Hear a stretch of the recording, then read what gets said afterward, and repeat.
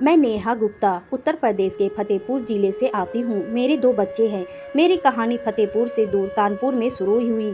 वहाँ मैं एक अस्पताल में बतौर नर्स का काम करती थी। जिंदगी बहुत खूबसूरत थी। कानपुर में ही मेरी मुलाकात एक लड़के से हुई, जिससे मिलकर मुझे बहुत अच्छा लगता था। वो मुझे अपना सा लगता। वो एक अच्छे परिवार से था। उस लड़के को डिप्रेशन की बीमारी थी, जिसके बारे में मुझे पता नहीं था। वो मुझे अपने परिवार से मिलाने ले गया। उसके परिवार ने कहा तुम लोग शादी कर लो।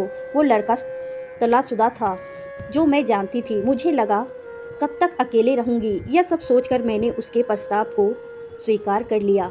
शादी के बाद पति का बीमारी का पता चला। हमने शादी कर ली। शादी के बाद जिंदगी पहले से ज़्यादा खूबसूरत हो गई। शादी के 3 महीने बाद ही गुड न्यूज़ भी आ गई। हम बहुत खुश थे। जब मैं 6 महीने की प्रेग्नेंट थी, तब मेरे पति की डिप्रेशन वाली बीमारी का सच मेरे सामने आया। ये वो दौर ऐसा था जिसमें मुझे हिलाकर रख दिया, जिसके बाद एक एक करके उसके सारे झूठ पर से पर्दा उठता गया। मुझे पता चला कि मेरा पति 16 साल की उम्र से ही डिप्रेशन की बीमारी से संक्रमित है और उसका इलाज एलोपैथी के जरिए हो चुका है। बड़े बड़े अस्पतालों में उनका इलाज चल रहा था। मैं सब कुछ जानकर भी उसके हर झूठ को अनदेखा करती गई। सोचा अब तो बच्चा भी होने वाला है, कहाँ जाऊंगी। मुझे लगा बच्चा आ जाएगा तो सब ठीक हो जाएगा, लेकिन मैं गलत थी। जैसे तैसे करके ज़िंदगी के 2-3 साल तो यूं ही निकल गए। वो दिन मेरे लिए किसी नर्क से कम नहीं थे। बेटी बड़ी हो रही थी। इनकम का कोई सोर्स नहीं था। पति बीमार रहता तो कमाता भी नहीं। मैं एक एक पैसे के लिए मोहताज हो गई। 4 साल बाद मेरे बेटे का जन्म हुआ।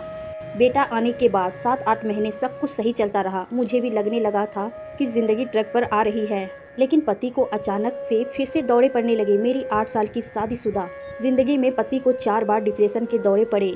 ना मायके वाले ने साथ दिया, ना ससुराल वाले ने। बीमार पति, उस पर से पैसे की तंगी, क्या करती। मैंने फैसला लिया कि अब मुझे ही कुछ करना पड़ेगा। मैंने मीशो ऐप पर रीसेलिंग का काम करना शुरू कर दिया, जिससे मेरे घर का थोड़ा बहुत खर्च निकल आता। मेरे इस काम से पति को दिक्कत थी। वो हमेशा मुझ पर शक करता। मुझे कहता किससे बात करती हो, कहाँ के कस्टमर है, किस लड़के से साथ दिन भर मोबाइल पर लगी रहती हो। मैंने पति की बात को इग्नोर करते हुए अपना काम जारी रखा, लेकिन हर दिन हमारी इसी पर बहस होती। उनके दिमाग में शक की बीज पड़ चुका था, जिससे तंग आकर मैंने ऑनलाइन सेलिंग का काम भी छोड़ दिया। ज़िंदगी चलाने के लिए पैसे बहुत ज़रूरी है। मैं अकेली जान तो थी नहीं, मुझे अपने बच्चों का भी पेट पालना था।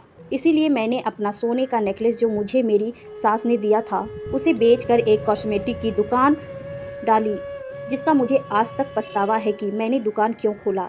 6 महीने तक तो दुकान चली, लेकिन मैंने माल लेने कानपुर जाती, वापस घर आते आते देर हो जाती। देर रात घर में आने से पति का शक मुझे गहरता गया कि माल लेने के बहाने मैं किससे मिलने जाती हूँ। सुबह घर और बच्चों का सारा काम करके दुकान जाना, दिन भर कस्टमर से मोलभाव में बहस करना, वापस घर आकर फिर सारा काम करना। मेरे ऊपर जिम्मेदारियों का इतना बोझ बढ़ गया कि मैं चिड़चिड़ानी होती गई। उस पर से पति को रोज रात को फिजिकल होने की जिद करता। जब मैं मना कर देती तो रोज रात को हमारी लड़ाइयाँ होती। उसने मेरे ऊपर गंदे गंदे आरोप लगाने शुरू कर दिए। कहता तुम्हारे आशिक हैं, उनके साथ फिजिकल होती होगी। मैं पति के ताने सुन सुनकर बहुत परेशान हो गई। एक दिन मैंने गुस्से में आकर कह दिया, मैं तुम्हारे साथ नहीं रहना चाहती हूँ, मैं तुमसे तलाक ले लूँगी। मैं हर रोज अपमान सह सह कर उब चुकी थी। मेरी भी इज्जत है। लोग सोचते हैं अकेली औरत क्या कर लेगी, उसे तो ज़िंदगी काटनी ही काटनी है। समाज क्या कहेगा, बच्चे बड़े होंगे तो उसे क्या जवाब दूंगी। लेकिन अब दौर बदल गया है। औरत भी मजबूत होकर अपनी और अपने परिवार की जिम्मेदारियां उठा सकती है।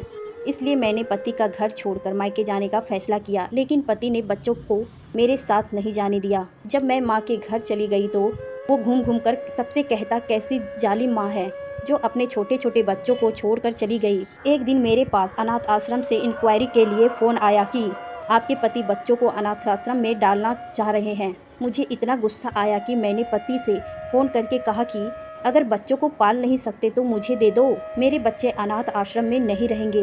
पति नहीं माना। मुझे मायके में रहते हुए 1 महीना हो गए। पति ने सोशल मीडिया पर मुझे बदनाम करने में कोई कसर नहीं छोड़ी। सोशल मीडिया पर मेरे बारे में लिखा गया कि मेरी पत्नी ने नेहा गुप्ता घर का सारा पैसा गहना लेकर एक लड़के के साथ फिर फरार हो गए।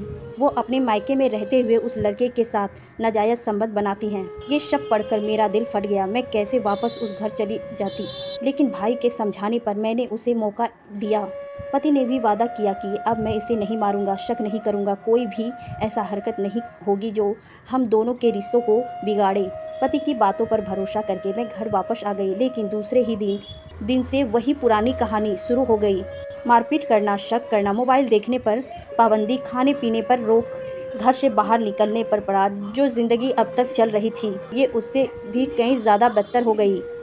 एक रात पति ने फिजिकल ना होने की वजह में मुझे मारा कि मैंने कहा, अब बस मैं फिजिकल क्यों नहीं होती। इसके बारे में उसने एक बार भी जानने की कोशिश नहीं की।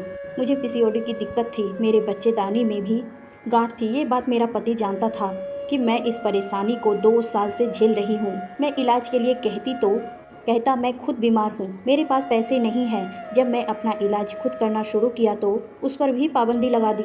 मैं मार खाकर इतनी नहीं टूटी जितना कि उस वक्त टूट गई जब पति ने अपने दोस्तों के सामने कहने लगा कि मेरी बीवी मेरे साथ फिजिकल नहीं होती। पति के दोस्त उसे राय देते कि उसका किसी के साथ चक्कर चल रहा है। यह बात रिश्तेदारों और दोस्तों और पड़ोसियों में फैला दी। मैंने फैसला कर लिया कि पति से ही पत्नी की इलाज होती है और उसी में मेरी इज्जत का सरे बाजार तार कर दिया। तो ऐसे शख्स के साथ क्यों रहना। बस बर्दाश्त करने की सीमा खत्म हो गई थी। पति का घर दोबारा छोड़कर फिर से मायके चली गई, लेकिन उसने थाने में मेरी गुमशुदा की एफआईआर लिखाई। सोशल मीडिया पर मुझे गंदे गंदे मैसेज करता। एक दिन सोचा क्यों ना अपनी ज़िंदगी ही खत्म कर लूँ, लेकिन अगले ही पल अपने बच्चों का ख्याल आया। मुझे लगा ये मैं क्या करने जा रही हूँ। कदम पीछे हटा लिए। मेरे सिवा मेरे बच्चों का कौन है। मैंने फैसला किया कि मैं ज़िंदगी जिंदा रखूँगी, पढ़ाई करूँगी, बच्चे के लिए पैसे कमाऊँगी, उनका भविष्य बनाऊँगी। इसी सोच को लेकर आगे बढ़ रही हूँ।